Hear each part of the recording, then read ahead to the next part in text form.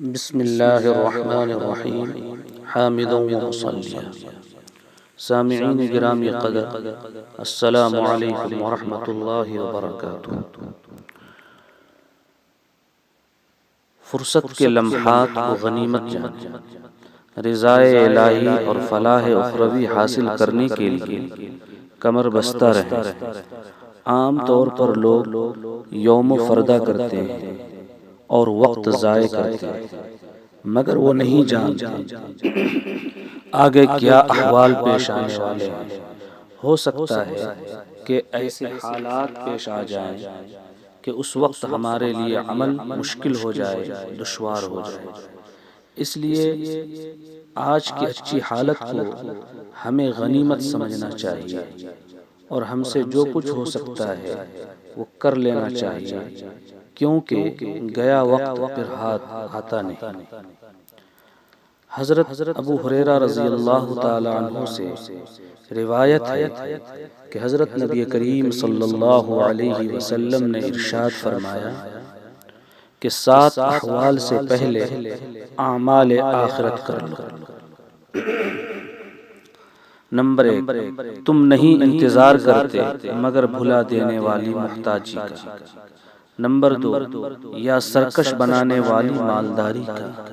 Number 3، یا بگاڑنے والی بیماری کا۔ نمبر 4، یا انتہائی بڑھاپے کا۔ نمبر 5، یا فنا کرنے والی موت کا۔ نمبر 6، یا دجال کا۔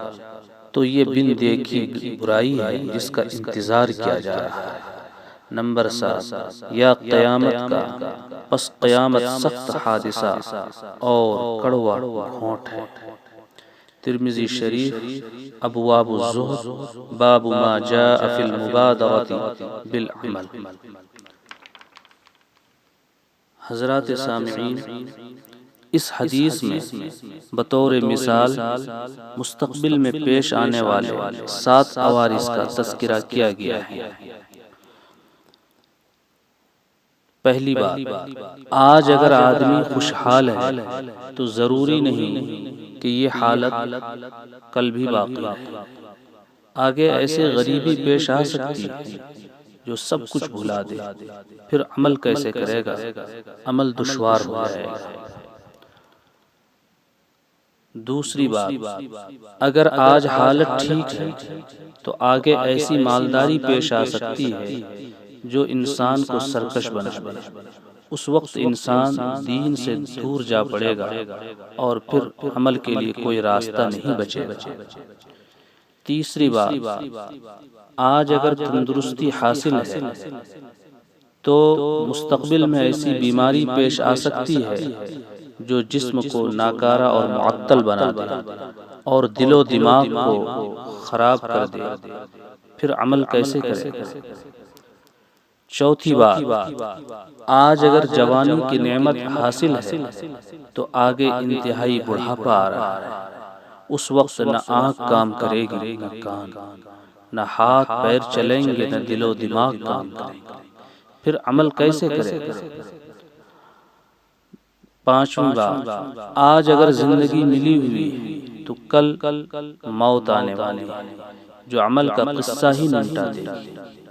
نمبر 6، اگر کسی کو دجال کا انتظار ہے کہ جب وہ ظاہر ہوگا تب عمل کریں گے، یعنی فتنوں کا دور شروع ہوگا تب مضبوطی سے دین پر عمل پیرا ہوں گے، تو جان لینا چاہیے دجال ایک بن دیکھی برائی ہے اور آدمی فتنوں میں تنکوں کی طرح بہہ جاتا ہے۔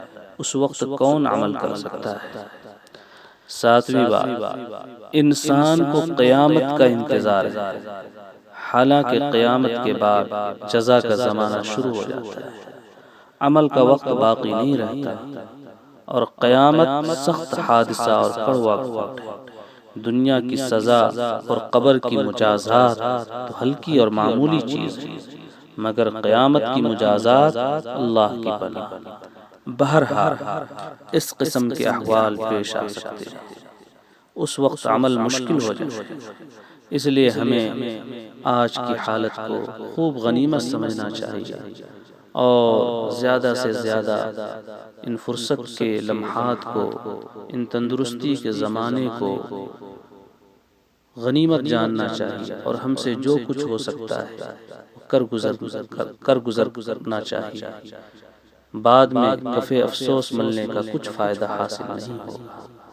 اللہ تبارک و تعالی سے دعا ہے کہ اللہ تبارک و تعالی ہمیں حضرت نبی کریم صلی اللہ علیہ وسلم کی ارشادات عالیہ پر مکمل طور پر چلنے کی توفیق عنایت نصیب فرمائے، اور اعمال صالحہ کی توفیق ارزانی عنایت فرمائے۔